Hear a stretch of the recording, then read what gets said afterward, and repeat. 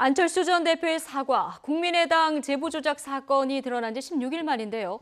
조작 사실은 몰랐지만 책임을 지겠다고 말했습니다. 장고 끝에 나온 입장 표명이지만 충분히 예상 가능한 수준이었다, 이런 얘기도 나오고 있습니다. 자, 안철수 전 대표의 기자회견, 그리고 향후 수사 방향에 대해서 백성문 변호사, 그리고 최영일 시사평론가 두 분 패널과 짚어보겠습니다. 두 분 어서 오십시오. 안녕하세요. 안녕하세요. 참 안철수 전 대표의 입장을 듣기까지 좀 오래 걸렸다, 이런 느낌은 드는데 어제 기자회견 어떻게 보셨는지 두 분 짧은 총평부터 좀 듣겠습니다. 저는 이렇게 대신하겠습니다. 예. 제가 어제 기자회견을 듣고 방송을 마치고 택시를 탔는데 그 택시 기사분이 얘기를 하시더라고요.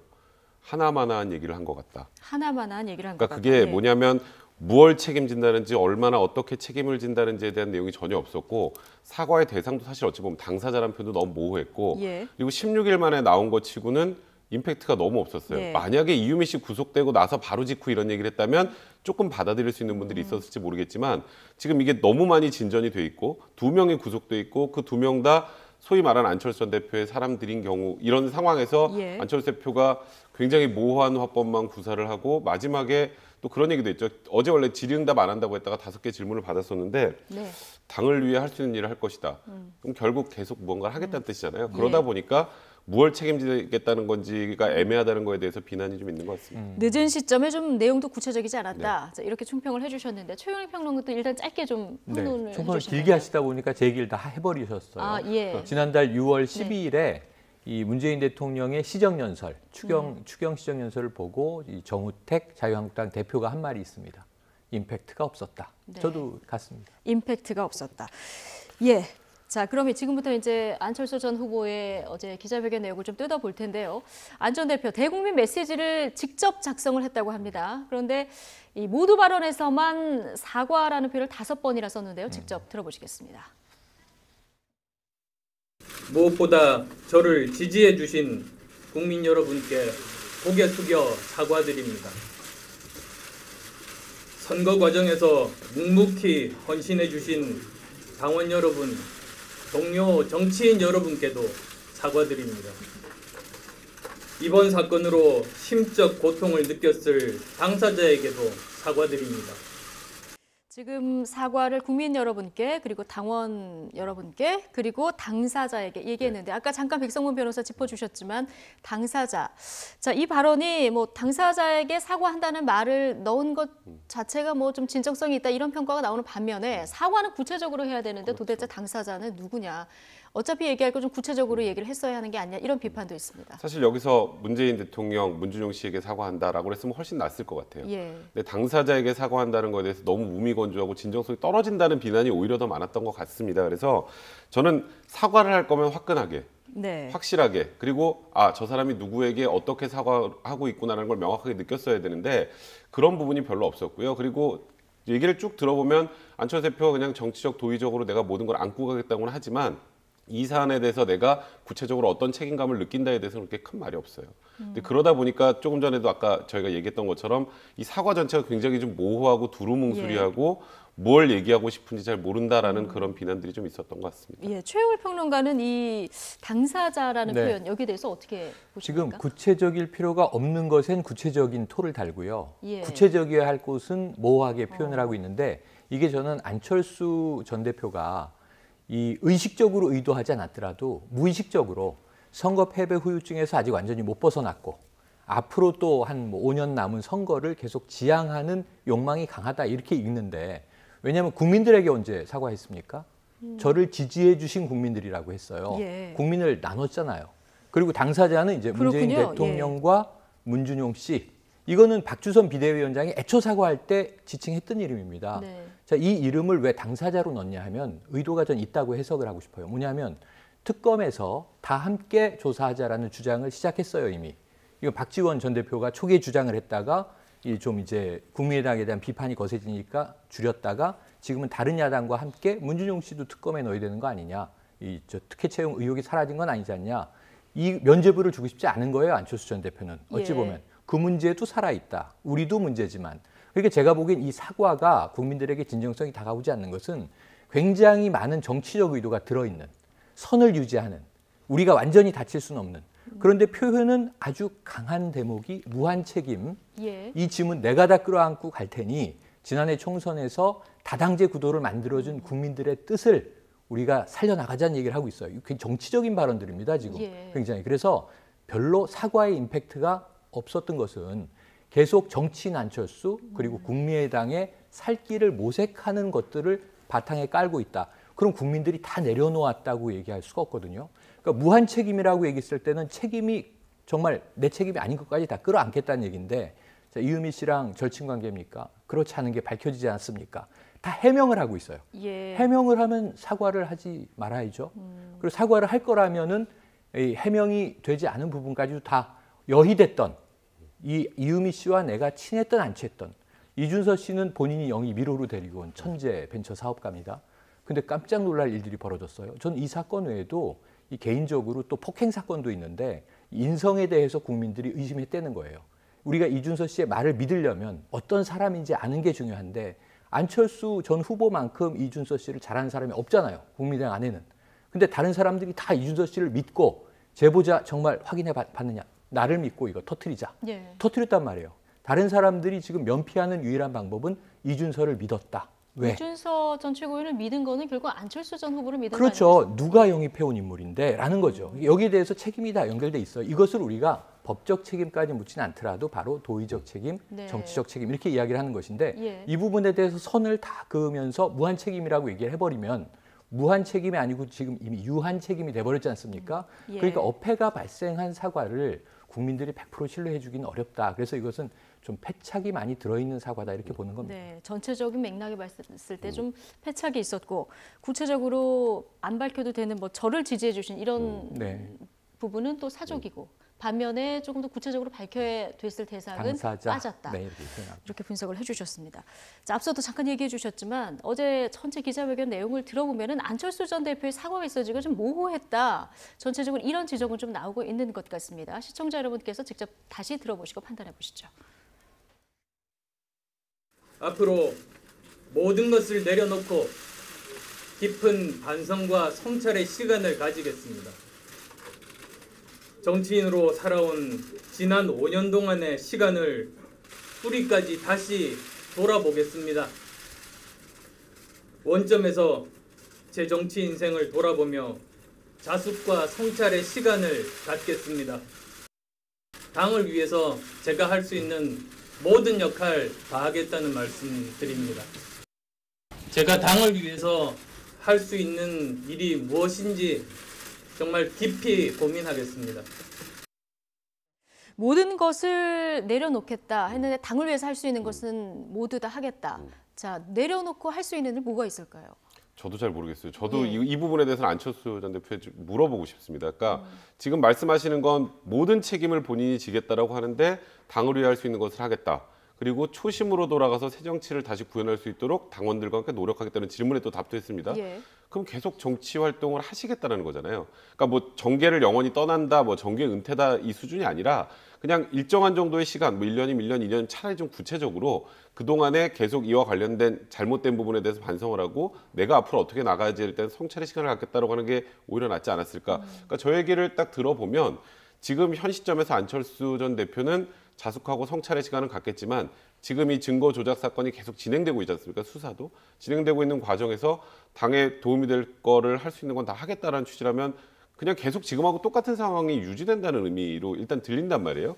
그러다 보니까 안철수 대표가 분명히 어제 모든 것을 책임지겠다, 책임을 통감한다라고 하셨지만 도대체 뭘 통감하고 뭘 책임을 지겠다는 건지가 좀 예. 모호하게 들릴 수밖에 없다라는 게 조금 전 저 대목에서 좀 드러나는 것 예. 같습니다. 그럼 당을 위해서 모든 것을 하겠다 이 부분에 어제 이제 네. 정계 은퇴에 관련해서는 어느 정도 선을 긋는 모습이었는데 또 명확하지는 않았거든요. 이 네. 부분이 포함이 되는 겁니까? 네, 전 돼 있다고 봅니다. 예. 그리고 정계 은퇴를 뭐 정계 은퇴하시오 이렇게 요구할 게 아니라고 봅니다. 민주주의 국가에서 정치인인데 네. 지금 우리가 묻고 있는 것은 법적 책임은 검찰이 가를 문제이고 이건 수사를 지켜보자. 이게 이제 합리적인 얘기고 어제 안철수 전 대표의 이 사과 기자회견 여기에 대해서는 우리가 도의적 정치적 책임을 묻는다고 하면 예. 민주주의 국가에서 정계 은퇴는 정치인 본인이 결정할 문제라고 봐요.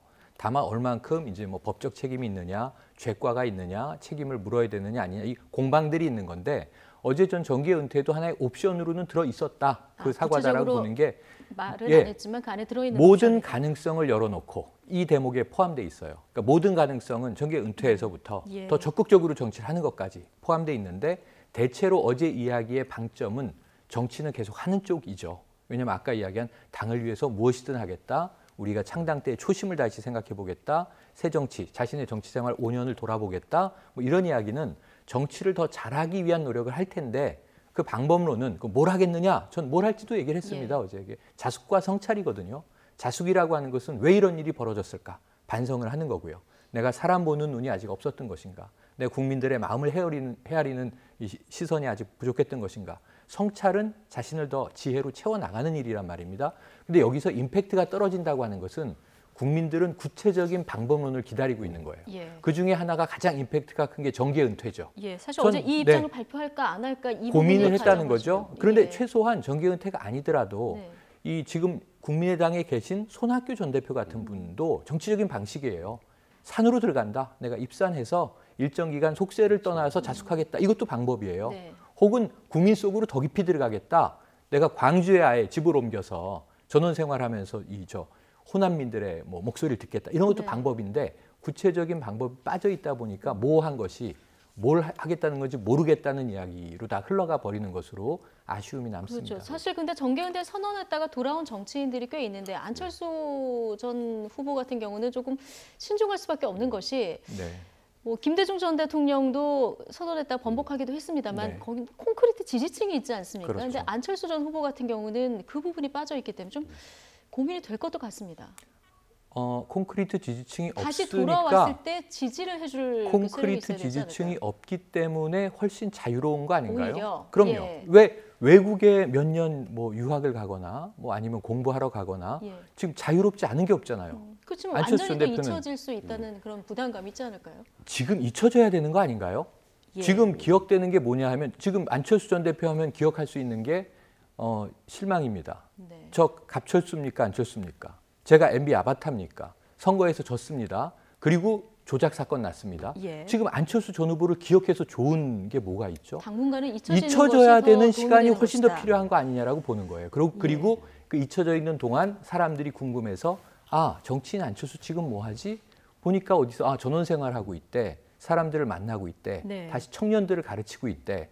제4차 산업혁명에서 뭔가 기여하기 위한 노력을 하고 있대. 그러니까 안철수 이 정치인, 인물 안철수의 좋은 점들이 들릴 수 있도록 해야 정치인으로서의 재기 가능성이 있는 건데요. 지금 지지층이 얼마예요? 얼마 있어요? 안철수 전 안철수 후보? 전 후보요. 지지율 일단 안 국민의당 나오죠? 지지율은 국민의당 지지율은 지금 네.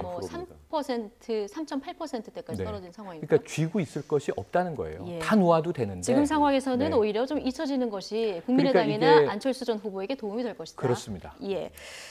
저는 자, 좀 반대로 예. 생각하고 있는데요. 지금 말씀하셨던 것도 분명히 이해가 되지만 과거에 김대중 대통령이나 그리고 그냥 이렇게 얘기를 할게요. 노무현 대통령 사망한 이후에도 또 어찌 보면 지금 문재인 대통령이 되는 이 과정을 보면 확실하게 지지하는 사람들이 있어야 소위 정계은퇴라도 불러주는 사람이 있는 거예요. 예. 근데 안철수 대표 최초에는 청년층한테 되게 많았었죠. 옛날에 처음 시작할 때. 예. 근데 이번 대선 과정에서는 중장년층에게 많았다가 어느 순간에 중장년층이 또 훅 하고 또 홍준표 후보 쪽으로 넘어갔어요. 그러니까 무언가 안철수 후보를 딱 끌고 가게 이 사람 우리는 무슨 일이 생겨도 이 안철수 후보의 같이 새 정치를 지지해라고 하는 분들이 없어요, 별로. 예. 그러니까 이 새 정치라는 개념 자체도 모호하고 안철수 후보가 사실 지향하는 가치도 좀 모호하기 때문에 이게 좀 명확해야 사람들이 잊혀져 가지 않게 안철수 대표가 정계은퇴를 하더라도 끌고 올 텐데 끌고 올 동력이 안 생긴다면 말씀하셨던 것처럼 잊혀져 있다가 계속 잊혀지고 끝납니다. 이제 그렇기 때문에 안철수 전 대표가 고민하다 정계은퇴 단어를 뺀 것 같아요. 다시 시작해야 저는. 되는 상황이 될 수 있기 그런 때문에 부분 때문에 정계은퇴 예. 단어를 뺐던 것 같고 지금 책임을 진다는데 사실 어제 보면 좀 모호한 단어를 쓸 수밖에 없었던 것도 일견 좀 이해를 가는 건 당대표도 옛날에 내려놨죠. 지금 당대표도 네. 아닙니다. 의원직도 이번에 내려놨잖아요. 뭐 책임을 지는데 사실 질 게 딱히 없긴 없어요. 그러다 네. 보니까 어제 사실 정계은퇴 빼고는 책임진다는 말을 해서 뭔가 책임질 상황이 만들어지지 않는데 아까 말씀드렸던 건 잊혀지는 거에 대한 소위 말하는 약간의 두려움 때문에 결국은 어제 굉장히 그냥 모호하게 이게 뭐지라는 그 사과가 나온 게 아닌가라는 그런 생각도 좀 들긴 이 합니다. 정계 은퇴 발표 여부 이제 관심이었는데 이 부분과 관련해서는 지금 정치권에서 엇갈린 평가들이 나오고 있습니다. 같은 당 천정배 의원은 안철수 전 대표에 대한 은퇴 요구는 좀 가혹하다 네. 이런 입장을 밝혔고요. 또 정도원 의원은 다른 얘기를 했습니다. 함께 들어보시겠습니다. 국민 여러분께서는 은퇴까지도 요구하시는 분도 물론 계시겠지만은 네. 저는 이 사건으로 안철수 전 후보께서 정계 은퇴까지 해야 될 만한 사안인가에 대해서는 좀 너무 가혹한 요구가 아닌가 네. 생각합니다. 안철수 후보가 형사 사건에 개입했다든가 하는 그런 근거는 네. 현재로서는 없습니다. 네. 안 후보에 대해서 어떤 조사나 형사 책임을 이야기하기에는 그건 극히 논리의 비약이어서 네. 적절치 않다고 생각합니다. 네. 그러니까 모든 게 다 추상적인 용어가 이제 계속되고요. 그렇죠. 예, 그리고 늦었다는 거죠. 지금 뭐 사과를 하더라도 네. 그러니까 이제 국민의당에서 그동안 뭐 진상조사 발표를 했지만 네. 본인도 뭐 진상 파악하려면 시간이 안 걸리거든요. 그러니까 진실을 빨리 파악을 하고 네. 거기에 맞게 자기가 정치적으로 대응을 해야 되는데 네. 이번뿐만 아니라 늘 늦습니다.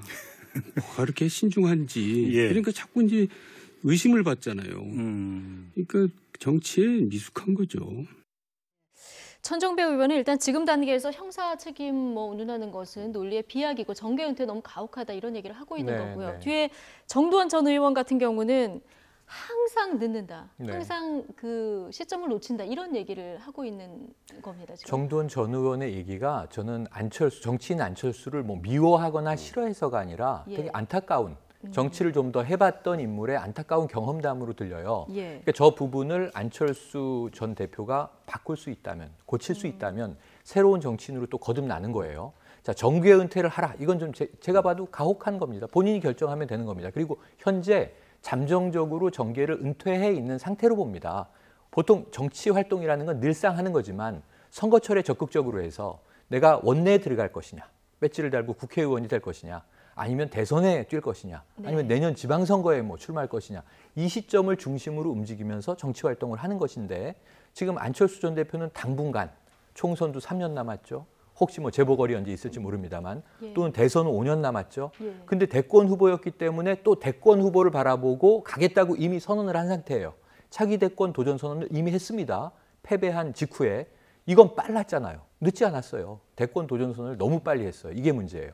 그리고 잊혀지지 말아야지 하는 자체가 지금 제가 보기에는 협소한 좀 폭이 좁은 정치인으로 비칠 수밖에 없는 스스로의 포석을 두어버렸는데 이것을 다 풀어헤치지 않으면 업그레이드된 정치인으로 국민들에게 각인되기가 쉽지 않다는 거예요. 그래서 당분간은 잊혀지는 것을 두려워하지 마라. 좀 국민의당의 이 말을 좀 확대하면 국민의당이 이번 사태로 민주주의를 유린할 수 있는 조작 있어서는 안 되는 정말 3.15 부정선거를 연상케 하는 그것도 이제 이 전자적인 증거를 조작해서 유포하는 SNS에 이런 것에 일련된 신생당이 새 정치를 주장한 당이 휘말렸다면 뭐가 아깝고 그렇게 기득권 붙들 게 있습니까?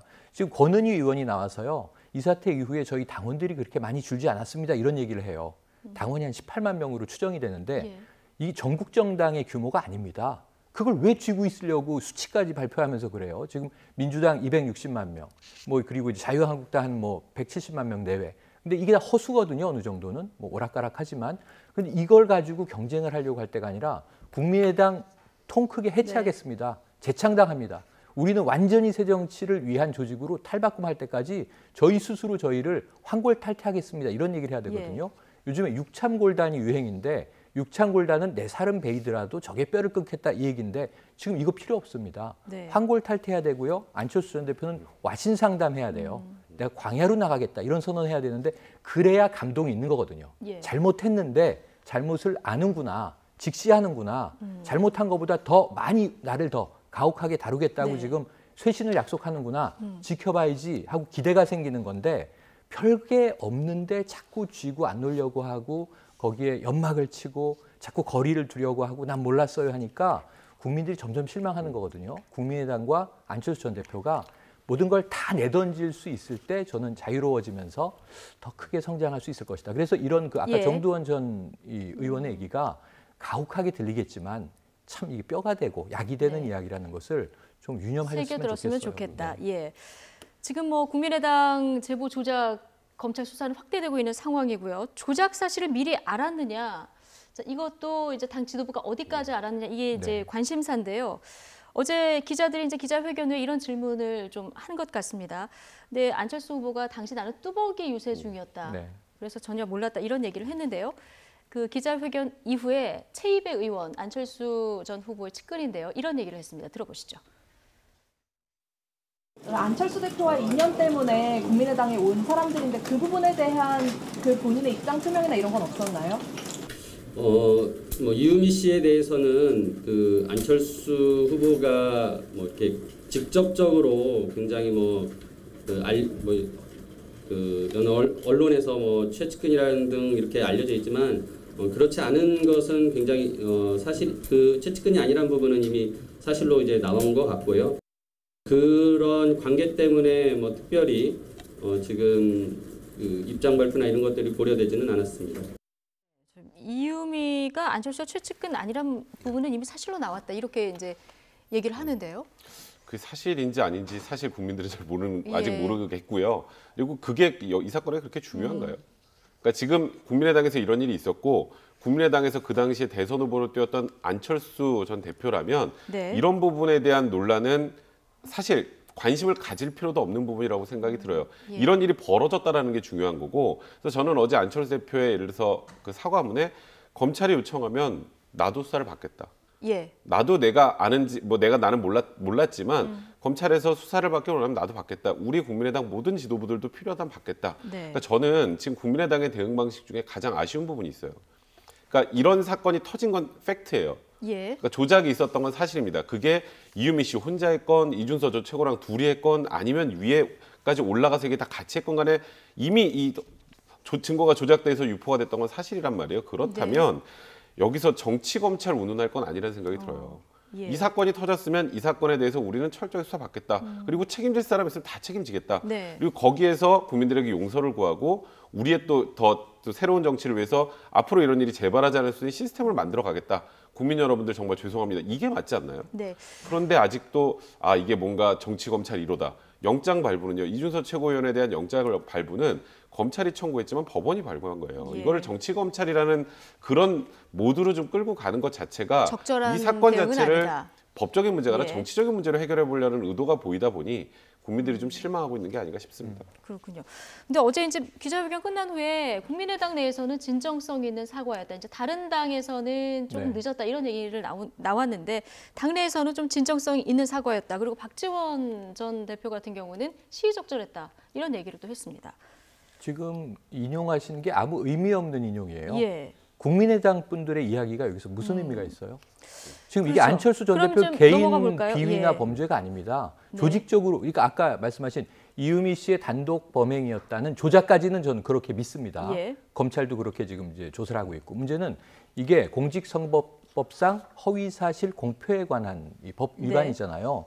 그럼 이게 국민의당이 공표한 게 맞고 국민의당이 유포한 게 맞아요. 예. 안철수 후보를 대통령으로 만들기 위한 대선 시기에 그 활동을 한 것의 일환인데 네. 아주 있어서는 안 될 커다란 범죄 행위가 벌어진 거예요. 네. 근데 유포도 범죄예요. 지금 상황에서는. 그럼 안철수 후보가 나 뚜벅이 유세 중이었어요. 이게 아까 무한 책임을 무력화시켜버리는 발언이에요. 뚜벅이 네. 유세는 대통령이 되기 위해서 하고 있었던 것인데 다른 쪽에서 당 조직은 대통령으로 만들기 위해서 조작된 정보를 유포하고 있었던 거예요. 그럼 이게 제가 보기엔 한통 속으로 국민은 보는 겁니다. 안철수 대표의 어제 기자회견 사과, 무한 책임지겠다는 말을 국민의당이 논평해서 잘한 사과다. 이게 무슨 의미가 있습니까? 박지원 전 대표도 알았느냐 몰랐느냐 같이 의심되는 인물인데 아유 안철수 대표 좋은 말 했네. 이게 무슨 의미가 있는 논평입니까? 예. 저는 아무런 언론에서 인용할 가치가 없는 부분이고요. 함께 안철수 전 대표가 어제 무한 책임을 지려면 저는 지금 아무 직도 가지고 있지 않지만 지난해 국민의당이 창당됐을 때 예. 창업주라는 표현도 썼던 만큼 지금 현 지도부들을 다 모아서 이 사태 수습에 대해서 정말 긴박한 인식과 노력을 촉구하고 그렇지 않으면 지도부 총사퇴를 제가 요구하겠습니다. 이 정도 얘기를 해야 되는 거 아닌가요? 그런데 지금 각각 다른 얘기하고 서로 좋은 얘기했다고 칭찬해주면 이게 이 셀프 사과를 하고 있는 거지. 예, 그러니까 결국은 의미가 없다. 지지해준 국민들에게만 이야기를 하고 있는 거예요. 예. 지금도 여전히 지지하고 있는 국민들을 상대로만 하고 있다. 예. 그래서 이게 지금 한계에 갇혀 있고 폐쇄적이고 이 진정성이 인정받지 못하는 사과가 되고 있는 안타까운 현실인데 그 부분에 대해서 서로 지금 이 국민들의 일반적 인식과 다른 이야기를 하고 있는 게 저는 굉장히 좀 안타까운 대목입니다. 예. 뭐 최영일 평론가가 이렇게 당내에서 이런 셀프 사과를 평가하는 거 이런 거 별 적절하지 않다 얘기해 주셨는데 이건 어떻습니까? 이현주 의원 요즘 막말 논란으로 네네. 지금 한참 위기를 맞고 있는데 이런 얘기를 했습니다. 패자로서 감수해야 될 결과다 이런 얘기를 했는데 이거 정치 보복이라는 겁니까? 그러니까 정치적 박해, 정치적 예. 정치 보복이라는 뜻인데 제가 조금 전에 아까 말씀드렸던 거랑 네. 괴를 같이 하는 거예요. 여기서 이런 얘기를 하는 건 국민들의 인식과 너무 동떨어진 내용입니다. 그러니까 예를 들어서 이번에 이유미 씨는 조작을 안 했다고 결백을 주장을 하고 검찰은 조작했다고 하고 그 진위 공방이 벌어지고 있는 상황이라면 이런 얘기를 할 수 있어요. 예. 그런데 조작했다는 건 이유미 씨가 자백을 했고요. 그리고 조작한 증거를 가지고 대선 4일 전 5월 5일 날 1차 공표를 하고 5월 6일 날 이유미 씨가 이준서 최고위원에게 제보자가 없어요 라고 했음에도 불구하고 5월 7일 날 2차 공표를 강행을 했어요. 그게 팩트입니다. 팩트. 그거 자체 팩트는 흔들리지 않아요. 다만 이게 어디까지 관여했느냐가 이제 지금 문제가 되는 건데 이거를 선거의 패자로서 감수해야 될 일이라고 이거 정치 보복이라고 하는 건 이거는 너무 좀 한 40년 전에 그런 사고라고 해야 될까요? 네. 저도 이번에 이현주 의원에게 굉장히 많이 실망했던 게 이번 그 소위 말하는 막말 파문에 대해서 대응하는 부분도 그렇고 지금 이 안철수 전 대표의 사과에 관련해서 이게 선거의 패자가 감수해야 될 부분이라는 부분도 그렇고 이게 국민들의 인식과 같이 가야 되는 게 의원이 해야 될 일이고 그리고 정당의 역할이고 정당이 추구해야 될 가치입니다. 네. 이제 그런 면에서 국민의당이 왜 지지율이 지금 이렇게 엄청나게 말도 안 되게 폭락을 하고 있는지 그거를 당 지도부도 그렇고 이현주 의원도 그렇고 한 번쯤은 돌이켜서 생각해 볼 필요가 있지 않을까 생각됩니다. 네, 이런저런 발언 때문에 국민의당은 더 수세에 몰리고 있는 그런 상황이고요. 자, 여당인 민주당의 추미애 대표는 발언 강도가 네, 조금 이 상황에서 좀 이제 잦아들까 했는데 점점 더 네. 세지고 있습니다. 맞습니다. 예. 지금 제가 보기엔 집권 여당과 국민의당 또 나머지도 마찬가지예요. 처음엔 자유한국당이 가장 여당의 입장에 대해서 좀 보이콧도 많이 하고 강한 반대를 하는 입장이었는데 이 사건이 터지고 국민의당이 더 이제 비협조적이 됐고 캐스팅 보트라고 처음에 이야기를 했다가 이제 이걸 다 던져버리고 예. 전면 투쟁에 나서는 분위기인데 지금 투쟁에 나설 때가 아니라 정말 환골탈태할 때다. 이 말씀은 아까 지속적으로 드렸기 때문에 그럼 집권 여당의 상황은 어떠하냐? 저는 추미애 대표가 이 발언이 적절치 않다고 봤어요. 처음에 예. 이 미필적 고의를 이야기했는데 법조계 일반적인 얘기였어요. 이게 검찰에 가서는 아예 확정적 고의가 돼버렸습니다. 이런 상황에서 그 이야기를 굳이 여당 대표가 언급함으로써 공격의 빌미를 제공해서 이게 나쁜 모양새를 만들었다. 또 그 전에 사실 저는 이 머리 자르기는 그렇게 과한 표현 아니었다고 봅니다. 꼬리 자르기에 대응하는 것인데 표현이 좀 틀렸을 뿐이에요. 예. 머리 감추기라고 했었어야 맞아요. 자르는 게 아니라 지금 감추려고 했던 거잖아요, 사실은. 어감에서 오는 네네. 표현이 근데 그 세다는 어감이 거죠. 좀 격하게 해석될 수 있는 여지가 되다 보니까 제가 보기엔 다 집단 난독증으로 들어가 버렸어요. 예. 그런 의미가 아닌데. 그래서 그런 대목은 좀 격한 발언이 아쉬움이 있다 이렇게 생각을 했는데 그럼 지금 이제 이 추미애 대표가 왜 점점 발언 발언이 수위를 세지나 높일까? 예. 마이웨이를 가나 이런 이제 해석들도 예. 나오는데 저는 지금 명분을 찾아야 되는데 물러설 명분이 없는 겁니다. 집권 여당 입장에서는 이 첫 번째 기싸움에서 밀리면 국정 운영에 있어서는 야당이 셋이나 되잖아요.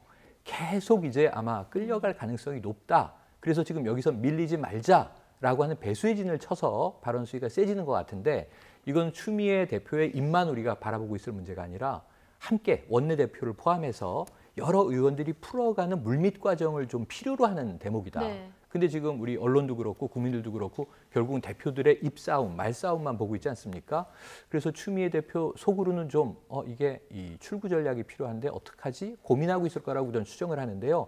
이걸 좀 추미애 함께 대표가 고민을 네, 전 하고 고민하고 있을까요? 있을 거라고 봐요. 예. 왜냐하면은 결국은 집권 여당 대표의 역할은 뭐냐 하면 예. 원활한 국정 수행을 해야 되는데 야당과 언제까지 말싸움만 하고 네.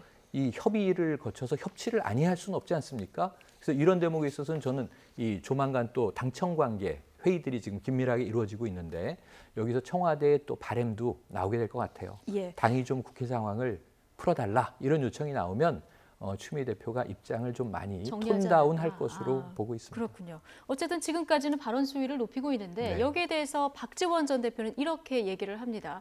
지금 추미애 대표의 말이 국회 발목을 잡고 있다 이런 얘기하면서요. 이런 센 발언 이어가는 것이 대통령에게 잘 보이려고 하는 것 아니냐 이런 이야기를 했는데요. 일단 들어보시겠습니다. 예를 들면은 대통령께서 우원식 원내대표에게는 전화를 하시고 예. 또 추미애 대표에게는 안 하시고 또 여러 가지 대통령 당 취임 후 인사 문제 등에 대해서 많은 불만을 가지고 있지 않는가, 그 화풀이를 우리 국민의당에 해대고 있지 않는가 이런 생각도 하고 또 그렇게 국민의당을 공격하니까 문재인 대통령 지지층으로부터 많은 문자 격려를 받으니까 여기에서 좀 흥분됐지 않는가 이런 생각도 같습니다. 좀 대통령께 잘 보이려고 하는 것 아니겠어요? 잘 보이려고 하는 건 아니겠어요? 이거 바로 어떻게 들으셨습니까? 사실 뭐 어제 제가 이런 얘기를 들었는데 유시민 작가가 예. 그 뭐 방송에서 이런 얘기를 하더라고요. 추미애 대표가 이렇게 계속 그러니까 한번 그 머리 자르기 나오고 다음 날 사과했으면 넘어갈 수도 있었는데 점점점 발언이 계속 세지는 걸 보고 미스테리라는 표현을 썼어요. 이유를 모르겠다는 거죠. 유시민 왜냐하면 작가가 웬만하면 분석을 하는데요. 네, 그렇죠. 예. 미스테리라는 표현을 썼어요. 그러니까 청와대에서 처음에 이 지금 국민의당 상황, 이 사태, 조작 사태가 딱 터졌을 때 나왔던 멘트가 있습니다. 약간 고맙다는 표현이었어요. 그러니까 이게 비난이 아니라 국민의당이 지금 제보 조작에 대해서 조작을 비난한 게 아니라 의회주의 복원이다. 지금이라도 이런 걸 해주는 게 고맙다는 취지 얘기했습니다. 왜 그러겠어요? 인사 문제 있죠. 네, 추경 문제 추경이죠. 있죠. 국민의당 협조가 없으면 안 돌아간다는 걸 청와대가 알아요. 그런데 갑자기 여기서 추미애 대표가 국민의당 이번 제보 조작 사건 이렇게 얘기했죠. 민주주의 유린이라는 표현까지 썼습니다. 그럼 국민의당이 이 얘기를 듣고 어떻게 협조를 해요? 그러니까 국민의당이 비난을 받고 그리고 추미애 대표가 했던 그런 말처럼 생각하는 국민들 많이 있습니다. 하지만 이 얘기를 추미애 대표가 하시는 건 아니죠. 제가 이 얘기를 했더니 저한테도 약간 악플이 많이 달리던데 아까 지금 박지원 대표가 했던 얘기들 이거 추미애 대표가 이렇게 연일 강공으로 나가면 문재인 대통령을 지지하는 분들한테 굉장히 격려 문자 같은 걸 많이 받는 거에 도취한 게 아니냐 뭐 이런 분석도 나오는데 사실 저는 그런 정도로 소위 급이 낮은 정치는 아니라고 생각해요. 추미애 대표가. 그렇다면 추미애 대표가 이런 행동을 하는 게 국회를 정상화하고 원활하는 데 별로 도움이 안 되는데 이렇게 계속 한다는 건 결국은 추미애 대표 스스로 본인의 자기 정치를 한다라고밖에 볼 수 없는 것 아닌가. 예. 그래서 결국 유시민 작가도 그 미스테리한 표현을 쓴 게 아닌가 생각이 좀 듭니다. 예, 결국 여당 대표가 협치에 발목을 잡는 발언을 하는 것은 좀 적절하지 않다. 자, 이런 분석들이 좀 나오고 있는데 정말 그런데 처음부터 이제 협치에 크게 생각이 없었던 당 하면 이제 자유한국당 아니겠습니까? 네. 그런데 자유한국당은 요즘에 더 이렇게 좀 우클릭하는 듯한 네네. 그런 모습입니다. 지금 당내 갈등이 좀 심해지고 있는데요. 바른정당으로 나갔다가 한국당으로 다시 돌아간 장제원 의원. 한국당 복당이 내 정치 인생에서 가장 잘못한 결정이다. 이런 얘기를 했습니다. 직접 들어보시죠. 제가 지금까지 저의 결정, 그 자유한국당으로 복당한 결정에 대해서 지금까지 전개되는 상황을 보게 되면 제 정치 인생뿐만 아니고 제 삶 전체에서 가장 잘못된 결정을 했다라고 생각을 합니다. 보수 대통합이라든지 또는 보수 개혁이라는 결론을 도출한다면 다행이고요. 결과적으로 다행이고요. 예. 그것이 안 된다 그러면 저는 그 결정에 대한 정치적 저는 책임을 질 겁니다. 그런 각오로 있습니다. 그런 얘기는 이제 국회의원 그만하고. 글쎄 이제 그거에 대해서는 안철수 대표도 대충 얘기했는데 저는 이게 더 수위가 높지 않나요? 네. 난 정치적 책임을 질 건데 내 발언이 안철수 전 후보의 발언보다는 수위가 세지 않냐 이런 얘기를 합니다. 네. 예. 언제든 뭐 정치를 그만두겠다. 네. 그러니까 지금 자유한국당이 보수 개혁, 보수 대통합을 이뤄내는 길로 가지 않는다면 결단을 하겠다. 지금 현재 시점으로 보면은 복당을 잘못한 결정이라고 분명히 얘기를 했어요. 네. 그러니까 지금 인생에서 가장 후회되는 결정이다라는 그렇죠. 표현까지 정치 써가면서요. 활동뿐만 아니라 삶에서 가장 후회된다 예. 이런 얘기까지 할 정도로 그렇게 뼈 아프게 후회한다라는 얘기죠. 그럼 언제든 이제 정치를 그만두든 혹은 뭐 자유한국당을 다시 박차고 나가든 할 수 있다는 지금 이야기를 공개적으로 방송 인터뷰에서 표방을 한 것인데 예. 지금 자유한국당의 상황이 어떤 거냐 이걸 짚어봐야 되는 겁니다. 말씀하신 대로 계속 우클릭을 하는 거죠. 최근에 영입한 인사가 이제 연세대학교의 류석준 교수. 예. 근데 이분 굉장히 극우적인 발언 많이 했던 분이에요. 어찌 보면 또 일베에 대한 이제 발언들도 나온 바가 있었고 저 수업 들었던 교수님입니다. 학사 과정에서. 예. 네네. 그런데 이제 어쨌든 이 정체성 자체가 지금 어찌 보면 중도로 가야 하는데 더 오른쪽으로 가고 있다. 이게 지금 이 사실은 장제원 의원만의 고민은 아니고 여러 의원들의 고민이기도 해요. 제가 그리고 들어보면. 또 이제 바른정당 갔다 돌아온 갔다 돌아온 의원들, 사람들은 더 큰 고민이 장제원 있으면서 그렇죠. 장 의원이 이보다 더 앞서서 무슨 또 강한 발언을 했냐면 복당할 때 예. 그 10여 명의 의원과 당시에는 홍준표 대표 아니었습니다. 대선 후보였죠. 마주 앉아서 이야기를 합니다. 그때 우리에게 약속한 거랑 틀리지 않느냐. 당대표가 돼서 지금 가고 있는 방향이 이런 문제 제기도 했어요. 예. 제가 보기에는 이 자유한국당 내에 상당히 적지 않은 분란이 계속 일어날 것 같고요. 이 과도적인 상황이 어느 시점까지냐면 제가 보기에는 한 내년 지방선거 이전까지 수습되지 않는다면 당은 계속 세포 분열할 가능성이 높다. 이렇게 보여지는데 이게 지금 국민의당도 유사한 상황. 또 이제 전혀 다른 보수 진영의 자유한국당도 비슷한 상황인데 지금 이 두 당 모두 의원 수가 적지 않아요. 이 지금 뭐 국민의당도 40명, 적은 수의 의원이 아닙니다. 캐스팅 보트를 하기에 충분하고 이쪽은 지금 107명 아닙니까? 그러니까 저는 답답한 게 뭐냐면 107명의 의원들이 예. 난상 토론을 해야 돼요. 종종 의총을 하는데 뭐 이제 정부가 하는 일 반대할 때만 의총 모여가지고 당론 결정하고 네. 지금 자유한국당이 어떤 방향으로 갈 것이냐 보수층을 다시 결집해내려면 지금 한 자릿수 지지율 어쩌다 이제 10% 넘고 9에서 10%로 왔다 갔다 하는데요. 이게 107명의 의석을 가지고 있는 보수 제1야당이 할 상황은 아니거든요. 지지율이 최소한 아무리 떨어져도 20% 위에서 왔다 갔다 해야 되는데 지금 10%에서 왔다 갔다 하고 있다? 그럼 왜 우리는 이런 지경인지를 의원들이 난상 토론해야 되는데 107명의 의원 중에 몇몇 의원을 빼고는 네. 언론에서 발언하고 있지도 않고 국회에서 발언하고 있지도 않고 자신의 입장을 개진하고 있지도 않고 그러다 네. 보니까 자꾸 다른 결을 보여주는 김연아 의원만 주목을 받습니다.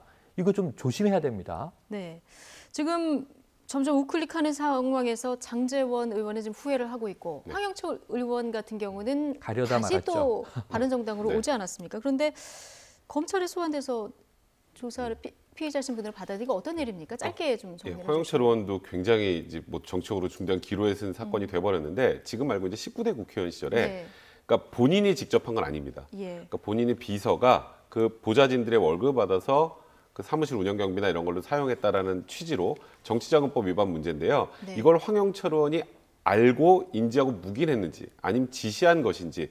근데 검찰은 알고 묵인했거나 지시했다고 보는 관점으로 지금 일단 보고 있기 때문에 여기서 어떤 결과가 나올지 이제 기소를 할지 불기소를 네. 할지는 아직 결정이 안 됐습니다만 그 부분에 따라서 정치 인생이 또 정치 운명이 판가름 날 그런 또 굉장히 좀 중대한 상황에 서 있는 것 같습니다. 그렇군요. 자, 뭐 국회는 계속 싸우고 있고 국회가 싸우면 청와대가 답답할 수밖에 없는 그런 상황인데 오늘 문재인 대통령이 수석 보좌관 회의를 주재를 했는데요. 또 이 추경 통과 안 되는 부분 이런 부분에 대해서 또 답답함을 이제 네. 표명을 했습니다. 지금 뭐 아주 중요한 건 저거죠. 좀 투트랙으로 해달라 예. 이겁니다. 그러니까 네. 인사는 추경은 인사대로, 추경이고, 인사는 추경은 인사고. 추경대로. 예. 지금 이제 정상회담들 성공적으로 마치고 돌아오셨는데 모든 나라와 다 투트랙을 논의하고 왔어요. 미국에 예. 대해서도 자 제재와 압박은 북한에 대해서 계속한다. 하지만 대화의 노력을 포기하지 말자. 이 투트랙이잖아요. 예. 대북 북핵 정책에 대해서. 또 일본에 대해서는 위안부 합의 우리 국민들이 정서적으로 받아들이기 어렵다. 이거 이대로 이행 못한다. 예. 자, 그런데 일본과의 교류는 우리가 셔틀 외교 복원하자. 자주 만나자. 이게 투트랙으로 하고 왔습니다. 이게 뭐 여러 나라 다 마찬가지예요. 그런데 국내로 돌아오니까 국회는 그냥 잔뜩 꼬여 있는데 추경도 안 된다, 인사도 안 된다. 이거 지금 원트랙으로 꼬여 있잖아요. 원트랙이라는 건 여러 가지 국정 현안 중에 네. 하나만 안 풀리면 다 올스톱 하는 거예요. 그렇죠. 지금 그걸 우리가 보고 있잖아요. 이게 과연 합리적인 정치냐? 대통령은 답답한 겁니다. 국민들도 다수 답답할 거로 봅니다. 그래서 저는 투트랙이 아니라 3트랙, 4트랙 좀 나눠서 접근해야 될 게 많아요. 왜냐하면 어떤 부분은 민생 관련해서는 여야가 어디 있습니까? 또 안보 관련해서는 여야가 어디 있습니까? 이 부분은 참 좋았던 게 네. 정상회교 마치고 돌아왔을 때 자유한국당과 바른정당은 상당히 한미동맹 부분과 북핵 대응에 대해서는 아주 호의적인 평가를 했어요. 여당 평가가 아닌가 이러 싶을 정도로 좋은 얘기를 했고 국민의당만 이 이유미 사태가 번지고 있는 시점에서 아주 이제 가혹한 이 평가 절하를 했었죠. 어찌 보면은 다 다른 자기 당의 이해관계 때문에 어떤 것은 좀 후한 평가라고 어떤 것은 박한 평가라고 이걸 국민들이 지금 지켜보고 있는데 민생 관련된 것들은 좀 쪼개내서 투트랙으로 가는 게 옳지 않겠나. 저는 추경심사 즉시 들어가야 되고요. 이 공공일자리 창출 문제에 대해서 야당들이 이견이 있다면 정부조직법도 급하고 정부조직법은 별도로 또 가야 되고요. 3트랙이 되겠네요. 예. 근데 11조 예산에 대해서 더 긴급한 예산 현안들을 야당이 제안해서 여기에 대한 좀 항목을 조절할 필요는 있다고 봅니다만 어쨌든 그게 심사를 즉시 재개한다는 전제하에 이루어질 수 있는 거라서 인사만 가지고 지금 물고 늘어지는 것은 좀 너무나 국정 상황을 안이하게 보는 것이다. 이런 생각이 듭니다. 어제는 또 오부 요인의 오찬이 있었는데요. 메뉴는 복날이라서 삼계탕이었습니다. 이 자리에서 문 대통령 전국 상황에 답답함을 토로했는데요. 정세균 의장이 이런 쓴소리도 했습니다. 들어보시죠. 협치라고 하는 것이 이제 먼저 손을 내밀고 도와달라고 하는 것만으로 이제 되는 것 같지는 않고 먼저 그 배려하고 양보하는 것이 그 협치일 것 같은데. 시시비비를 따지기 이전에 정부 여당이 그래도 조금 더 큰 책임으로 국회가 원만하게 돌아가도록 해야 되는 거 아니냐. 실제로 이 짧은 그런 기간인데도 워낙 많은 일이 있어가지고 저는 막 엄청난 시간을 보낸 것 같은데 그러고 이제 국내에 들어오니까 전혀 뭐 국회나 정치상은 딱 그대로 뭉쳐 있었어요. 짧은 기간 정말 많은 일, 엄청난 시간을 보낸 것 같은데 국회는 딱 멈춰 있다. 근데 문재인 대통령이 지금 정세균 의장의 말을 그냥 듣고 본인 얘기만 하신 것 같아요. 지금 정세균 의장은 여당하고 정부에서 양보 좀 해라. 그러니까 쉽게 말하면 송영무 조대 후보자 그냥 임명 철회하고 그래야 야당도 돌아올 길을 만들어주고 퇴로를 열어줘야 되는 게 아니냐. 둘 중 한 사람이라도. 그렇죠. 그러니까 왜냐하면 무언가 상황의 변화를 주고 야당도 변화하기를 원해야지 우리는 우리 갈 길을 가겠다라고 하면 야당이 아까 말씀하셨던 것처럼 원론적으로 보면 민생과 인사 투트랙 가는 게 맞죠. 저도 그게 맞다고 생각을 해요. 근데 야당이 민생들 예를 들어 협조를 해줬는데 인사는 그냥 계속 청와대 가고 싶은 대로 간다면 이제 야당을 지지하는 국민들 입장에서 보면 당신들은 뭐 하는 거예요. 당신들 뭐 하는 거야? 그러니까 그런 상황이 되는 거를 어째 보면 청와대도, 그러니까 어째 보면 과거 야당을 해보셔서 다 아시지 않습니까? 그렇다면 양보할 부분을 일단 양보하는 카드를 먼저 던지고 그럼에도 불구하고 야당이 그냥 무조건 다 노를 하게 되면 그때는 비난의 화살이 야당으로 가게 됩니다. 근데 지금처럼 문재인 대통령께서는 지지율이 굉장히 높으니까 지금 이 지지율을 가지고 지금 이 정도 꼬인 상황을 그냥 돌파를 하겠다는 입장이신 것 같지만 잊으시면 안 되는 게 지금 어쨌건 제일 여당인 민주당은 120석이라 과반도 안 돼요. 하고 싶은 걸 아무것도 할 수 없습니다. 야당이 협조하지 않으면. 그러면 야당이 협조할 수 있는 길을 어느 정도는 열어줄 필요가 분명히 있는데 지금 분위기로는 대통령 인식도 좀 그러신 것 같고요. 지금 뭐 추미애 대표는 연일 국민의당 그렇게 강공 발언을 하고 그럼 이런 상황이 돼서 법과 제도, 그러니까 쉽게 말하면 나중에 결국 이 사회를 바꿔나가려면 개혁을 하려면 법과 제도를 바꿔야 되는데 야당 협조 없이 이만큼이라도 할 수 있나요? 그에 대한 인식도 분명히 좀 필요하지 않을까 생각합니다. 네, 협치는 정부 여당에게 더 큰 책임이 있다. 정세균 국회의장의 이 얘기를 문재인 대통령이 좀 새겨들을 필요가 있겠다. 자, 이런 분석을 해주셨습니다. 화제를 좀 바꿔보겠습니다. 어제 정치권에서 안철수 전 후보의 기자회견이 화제가 됐다면 법원에서는 정유라 씨의 깜짝 출석이 또 화제였습니다. 자, 이재용 부회장 그 재판에 증인으로 깜짝 출석을 했는데 증언 내용을 들어보면 장시호에 이은 제2의 특검 도움이라는 얘기가 나올 정도라고 합니다. 자, 무슨 말들을 쏟아냈길래 이런 말이 나오는 건지 차윤주 앵커가 전해드립니다. 살모사 같은 행동이다. 장시호 후보다 더하다. 정유라 씨의 변호인이 정유라 씨에 대해서 한 말입니다. 변호인이 의뢰인을 상대로 독설을 퍼부은 건데 왜 이런 일이 벌어졌을까요? 발단은 애초 불출석 사유서를 제출했던 정 씨가 변호인단과 상의 없이 이재용 부회장의 재판에 증인으로 출석한 데서 시작이 됐습니다. 누구 연락 받고 오신 거예요? 검찰에서 뭐라고 설득하시는 거예요? 당황한 변호인들은 특검이 회유 압박했다, 사실상 납치했다라고 주장을 했는데 특검은 정 씨가 자발적으로 나온 거라고 반박했습니다. 정 씨도 재판에서 여러 만류가 있었지만 나와야겠다고 생각했다면서 어머니 최순실 씨와 삼성의 불리한 증언들을 쏟아냈습니다.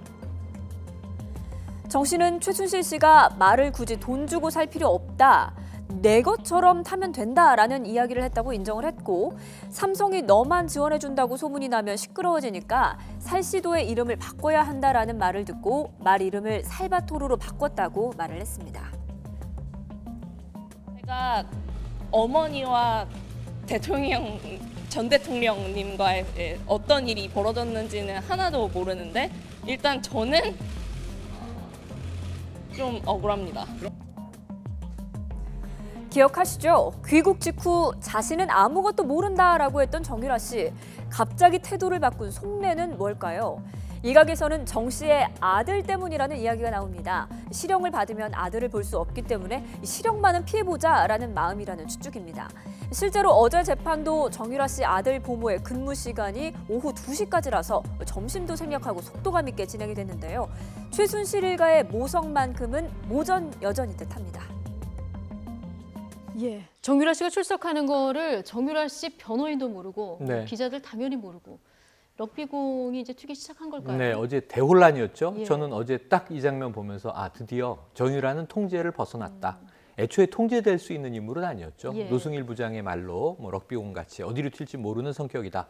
그런데 사실 들어와서는 상당히 좀 의외의 장면들이 있긴 했어요. 왜 엄마를 만나겠다고 면회하겠다고 가는지, 면회 안 될 걸 뻔히 아는데 이런 장면들이 연출되긴 했지만 대체로 변호인단의 통제하에, 변호인단의 의중이라고 하는 것은 모친인 최순실의 의중하에서 통제되고 있고 미슨 예. 빌딩 안에 조용히 지내고 있는지 알았는데 어제부로 통제는 저는 완전히 봉인은 풀렸다 이렇게 생각이 됩니다. 봉인은 풀렸다. 네, 이 상황에서 또 다시 일시적으로 그냥 은둔하는 척 할 수는 있지만 결국 언젠가 또 튀어나오게 돼 있어요. 예. 그리고 또 본인도 곧 기소가 된다면 본인이 불출석 사유서에는 검찰이 조사를 받고 있으므로 재판 나가기 어렵습니다 하고 냈는데 이건 변호인이 의도했던 것 같고요. 변호인단 내 의견이 다 엇갈리잖아요. 네. 첫 번째, 사실상 납치다. 근데 법정에서 한 이야기는 완전히 자의적인 포노입니다. 제가 보기에는. 네. 납치가 됐으면 그런 얘기를 네네, 할 리가 납치가 없죠. 됐으면 묵비를 행사해야죠. 예. 왜냐하면 지금 삼성 측 이재용 부회장을 비롯해 삼성 측 사람들은 모두 다 증인으로 나가서 아무 말도 안 하잖아요. 그러면 납치해서 나갔다고 치더라도 말을 안 하면 되잖아요. 그렇죠. 근데 적극적으로 이야기를 하고 삼성 측의 이야기에 대해서 그렇지가 않다. 반격을 막 한단 말이에요. 이 장면들은 그 어머니와 꼭 닮았다는 느낌이 드는데 문제는 얼핏 보면 젊은 마음에 삼성 쪽에서 다 모든 걸 최순실에게 덮어씌우는 것 같으니까 무슨 얘기냐. 같이 했고 오히려 당신들이 주도하지 않았냐. 이런 화살을 쏘고 있는데 전체적으로 보면 이것은 삼성 측뿐 아니라 어머니인 최순실 나가서 박 전 대통령 본인에게까지 아주 불리한 이야기를 다 쏟아냈단 말이에요. 그러니까요. 예, 그러면은 저는 아까 우리 리포트를 해주실 때 좀 모성 본능 때문이 아니냐. 그것도 포함은 돼 있겠지만 오직 아들 때문에 이러고 있는 것이 아니고 뭐 때문에 예, 그렇다고 보십니까? 성격이죠. 성격이다. 네. 예. 각자 도생이라는 생각을 저는 하는데 내가 먼저 살아야 내가 한다. 사는 방법은 내가 결정한다. 신세대는 통제가 안 돼요. 그러니까 이 어찌 보면 이경재 변호사와 최순실 씨가 최순실 씨는 지금 구치소 내에서도 늘 조마조마했을 것 같은데 이 뉴스를 접했다면 터질 게 터졌구나. 우리 유라는 누구도 통제하기 어렵다. 그러니까 자기의 방식으로 문제를 예. 풀기 위한 노력으로 보여집니다. 근데 결과적으로 지금 말씀하셨듯이 네. 어제 했던 증언이 결과적으로는 특검 측의 손을 들어준 그런 네, 그렇죠. 증언이었었던 거잖아요. 어머니한테 불리하다는 거 뻔히 알면서 성격 때문이다 이런 분석을 해주셨는데. 저는 여기도 미스터리인 것 같아요. 이것도 아직까지는. 미스터리다. 그리고 예. 조금 더 지켜봐야 될 것 같아요. 이것만 가지고 정유라가 이제 완전 돌아서서 모든 걸 폭로할 것이다라고 단정하기도 힘들어요. 네. 그러니까 혹시 예측이 안 되기 때문에 사촌 아직은. 언니 네. 장시호 씨가 지금 불구속 상태에서 네. 재판을 받고 있잖아요. 사이가 안 좋다 얘기는 했지만 이거를 이제 지켜봤을 테니까 나도 이제 이 길로 가야 되겠다 이런 판단을 그러니까 했을 수도 저는 있을까요? 무언가 본인에게 이게 더 이익이 된다는 판단이 섰기 때문이라고 생각을 해요. 그게 예. 아이 때문이건 그리고 어쨌건 지금 뭐 여론이 구속영장을 또 청구해야 된다는 얘기도 나오고 있는 네. 상황이지 않습니까? 어제 삼성 측 변호인도 그런 얘기를 했는데 어떤 방식이건 정유라가 지금 내가 이걸 증언을 하는 게 본인에게 그리고 그게 나아가서 자기 아이에게 좀 더 유리한 상황이 조성될 거라는 판단이 섰기 때문에 진술을 한 게 아닌가라고 네. 밖에 추측을 할 수 없을 것 같고요. 말씀하셨던 것처럼 어제 이게 굉장히 황당한 상황이었던 거예요. 생각을 해보면 정유라의 변호사하고 최순실 씨의 변호사는 같죠. 네. 이경재 변호사 등입니다. 그러니까 지금 이제 큰일 난 건 이경재 변호사 입장에서는 다음 기일에 정유라 씨의 증언을 신빙성이 떨어진다고 탄핵을 해야 되는 상황이 나와요. 자신이 지금 이 정유라의 변호사임에도 불구하고 그러니까요. 많이 지금 전략을 꼬여 좀 있는 다시 따야 될 것 완전히 같다는. 꼬여 있는 상황인데 어제 질문하는 과정에서도 특검이 질문할 때는 굉장히 진지하게 대답하고 예. 삼성 측 변호사가 질문하면 굉장히 시큰둥하게 대답을 했는데 어제 내용은 뭐 일각에선 정유라에게도 굉장히 불리하다는데 정유라한테 크게 불리할 건 없고요. 네. 이거는 삼성과 최순실 씨에게는 입증 곤란한 부분을 완벽하게 해소해 주는 부분들이 있어요. 그러니까 돈을 건네받았다는 부분, 그걸 말세타겠다는 부분, 이런 부분에 대해서는 특검이나 지금 재판부나 고민하고 있던 부분이 좀 어느 정도 해소가 됐거든요. 그런 면에서 정유라가 어떤 본인의 생각으로 어떤 부분이 이득이 된다고 이런 행동을 하는지 그거는 조금 더 지켜봐야 될 것 같습니다. 이득에 따라서 움직일 것이다 이런 분석해 주셨습니다. 이재용 부회장 어제 재판에서는 정유라 씨 때문에 네. 깜짝 놀랐을 텐데 내일은 또 박영수 특검이 직접 등판을 한다고 맞습니다. 하니까요. 또 법원에서 어떤 소식들이 전해올지는 좀 주목해서 봐야 될 것 같습니다. 지금까지 백성문 변호사 그리고 최영일 시사평론가 두 분 패널과 관련 얘기를 나눠봤습니다. 고맙습니다. 고맙습니다.